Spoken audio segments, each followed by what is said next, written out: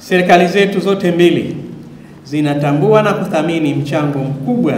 wa mabaharia katika sekta ya bahari na maendeleo ya nchi yetu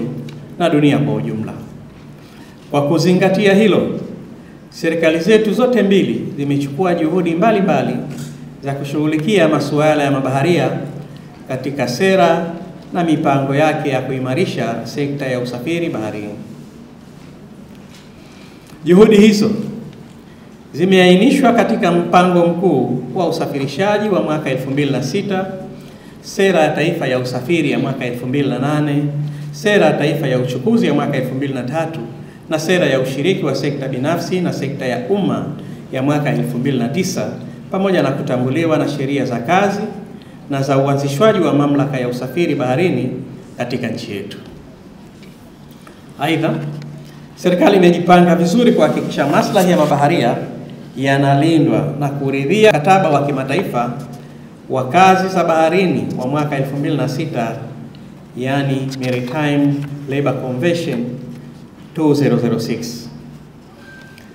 ambao kwa hakika utakuwa tiba kubwa ya changamoto nyingi zinazowakabili mabaharia wetu hapa Tanzania. Hivi sasa serikali kwa kutumia taasisi zake za udhibiti, yani shirika la uwakala wa meli Tanzania, Tanzania Shipping Agency Corporation TASAC, na mamlaka ya usafiri baharini Zanzibar Maritime Authority ZMA, zimeshaingia katika sheria zake za usafiri wa majini mkataba wa kimataifa wa kazi za baharini wa mwaka 2006 ili kuhakikisha mabaharia wanapata haki zao zote. Ndugu viongozi na ndugu washiriki, serikali ya Jamhuri ya Muungano wa Tanzania kupitia TASAC imekamilisha mfumo wa utoaji wa vyeti vya kielektroniki kwa mabaharia, yani Maritime Administration Management System Seafarers Modules. Mfumo huu utasaidia kwa vyeti vinavyoendana na matakwa ya sasa ya shirika la bahari duniani IMO na shirika la kazi duniani ILO, kupunguza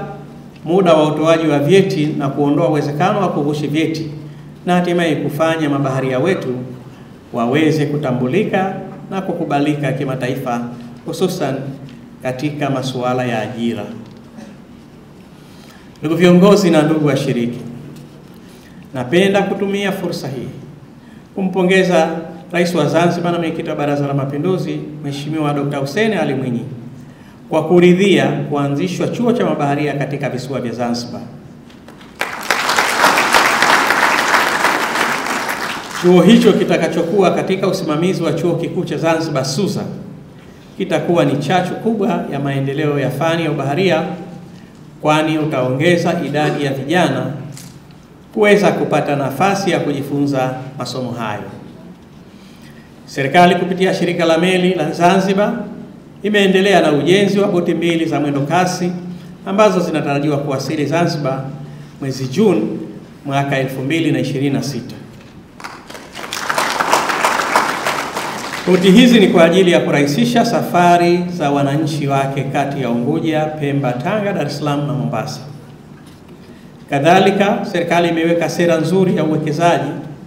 ambao zimepelekea kuwepo kwa chuo cha mafunzo ya ubaharia Zanzibar kinachomilikiwa na kampuni ya Danos yenye makao makuu yake nchini Ugiriki. Chuo hicho kimekuwa kikiratibu na kuendesha mafunzo mbalimbali ya ubaharia ili kukuza ufanisi wa kazi zao melini pamoja na kutoa ajira kwa mabaharia